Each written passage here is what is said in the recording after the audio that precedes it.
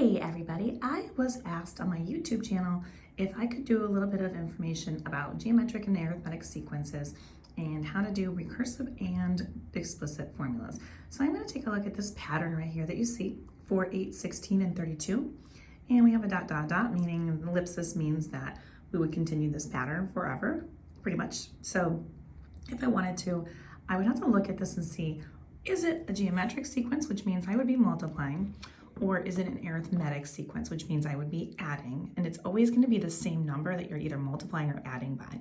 So in order for me to get to from 4 to 8, I'd only be adding 4, but if I kept adding 4, that pattern doesn't work. So the next option is to look at multiplication. If I take 4 and I multiply it by 2, I do get 8. If I take 8 and I multiply it by 2, I get the 16, and so on and so forth. So this is what's called a geometric sequence.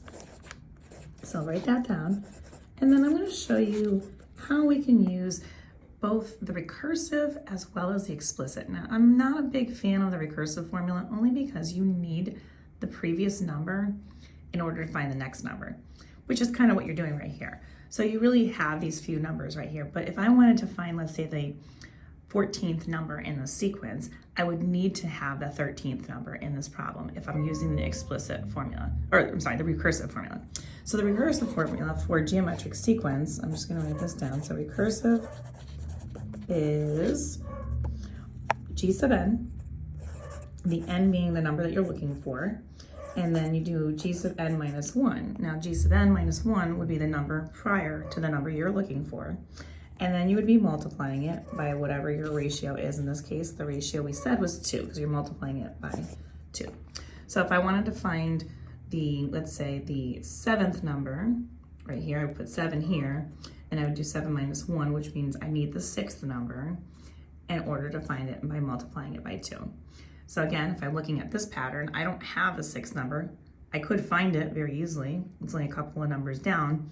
But if I wanted to use something like the 100th number, try to figure that out, I wouldn't really want to go about that. So I'm going to use what's called the explicit formula here. So the explicit formula doesn't require me to have a number right before it. The only thing I need to have is what the ratio is and then the first number in the sequence. So we're going to use that and we're going to look at that.